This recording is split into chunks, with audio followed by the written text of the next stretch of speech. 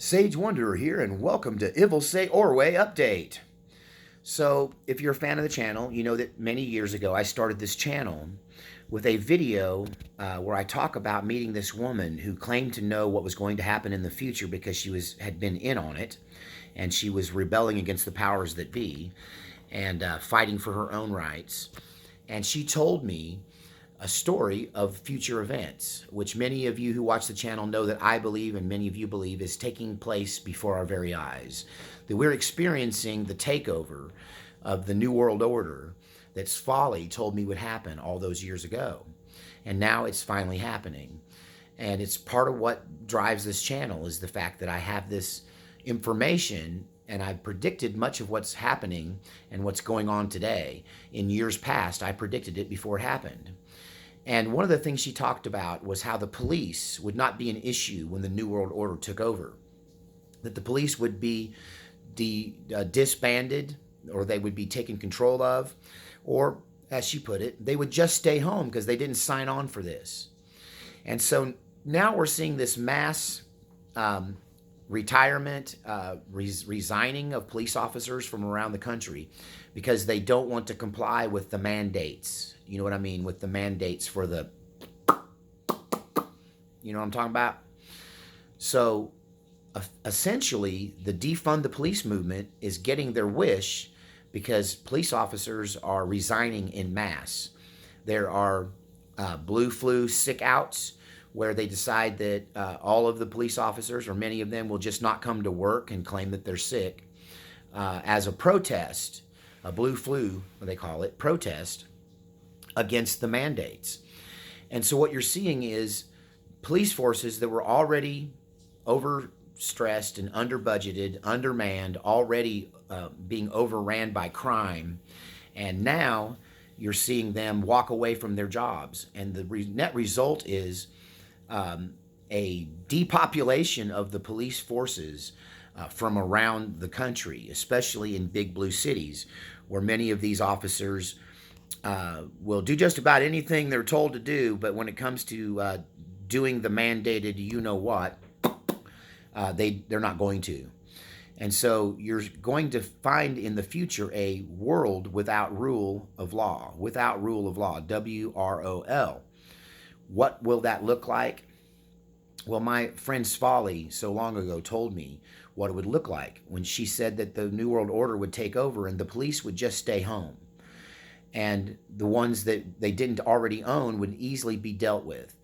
And this is kind of the method that they're dealing with them. The military is being purged of free-thinking people who refuse to take mandated you-know-whats. So are local police forces from around the country. And so what will this cause in our country? We are already starting to see in California where they've legalized crime. In California, they no longer arrest you or come and even answer a call for shoplifting and crime under, say, $1,000, I think is their limit. So you have to steal something that's worth more than $1,000 before the police will even answer the call. So it's basically caused a legalization of petty criminal activity until now you can just get away with crime. There's lots of videos on the YouTube now of people who are walking right into stores, grabbing a sack and filling it up with all the stuff they want while employees are going, hey, you can't do that, and then just walking out the front door like there's nobody even stopping them. Employees are instructed not to stop them. People are too spineless to stop them now, and the police won't come even if you call. What's up with that? What's that going to make our future look like? We're already seeing, even in Texas, people are being told, in Austin, for instance, that if you call for a suspicious vehicle, if you call for a petty crime or a theft or a car burglary, if it's not going on right now, they're not coming out. Call the non-emergency number and they'll investigate it at some future date. They're not doing that either. They're just telling you they're going to. So essentially, crime, unless it's violent, now is being legalized because the police do not have the resources, the desire, or the funds, the ability to respond. And a big part of that is they've mandated these you-know-whats. And they know that free-thinking people who might stand in their way for their takeover in the future will resign and walk away from the job. However, they're not considering the Ivil, say, Orway situation, because when you kick out 600 Navy SEALs, or they resign because you're trying to force them to make a medical decision and they're going to get out. When you see the very best free thinkers and patriots in our military walking away or being forced out or even being court-martialed in some cases for speaking out, what you're going to end up with is a civilian population who have all of the skills to make war. They just don't have the toys and the tools. And a lot of people say, this war is going to be fought with drones, Sage. You don't understand. We don't stand a chance. Really, I'm not the kind of guy who sticks my head between my legs and kisses my butt goodbye just because you said so, right? What you're going to find out is that the people who know how to fly the drones are quitting, being replaced by people who don't really know what they're doing, being replaced by people who are yes men, who don't have the skills, the courage, the backbone, or the stamina to do the job. So what we're seeing is a vast weakening of our military, a purge in our police force of the best and the brightest and the cream of the crop. They're all walking away, and all that's left is the dregs, the wannabes, the could-have-beens, the scrubs. And so now your chances of getting a good cop are next to nothing. You're going to get pulled over by a guy with a bad attitude, very little training, a gun and a badge, and a carte blanche to do what he wants to you. Our military now will become the weakest military in the history of the United States, because it's going to be manned by spineless yes men who'll do anything they're told. And men like that aren't equipped to fight wars. They don't have the mindset. They don't have the backbone. They don't have the chutzpah. They don't have the you-know-what, the dangling spheres, okay? The orbs between their legs to make this happen. And so you're going to be surrounded by a bunch of tyrannical yes men who only abuse the weak and wouldn't think of standing up to a strong man. And what's going to backfire, I'm thinking, on this idea that the communist takeover of the New World Order is instituting by purging out, rather than convincing them to follow along, they're purging out anyone who's any good at fighting. And the only people left behind are going to be the weak, the spineless yes men who couldn't fight their way out of a paper bag no matter what toys you equip them with. And so when push comes to shove, I'm sure in the Ivil, say, Orway, as it develops, that these men that they're purging from the military, these men and women they're purging from the police forces, are people who, A, know where the toys are kept, B, probably have backdoor access and know how to slip in the doors that are locked and not locked and know how to get in and get control of the toys, and C, they know how to use the toys.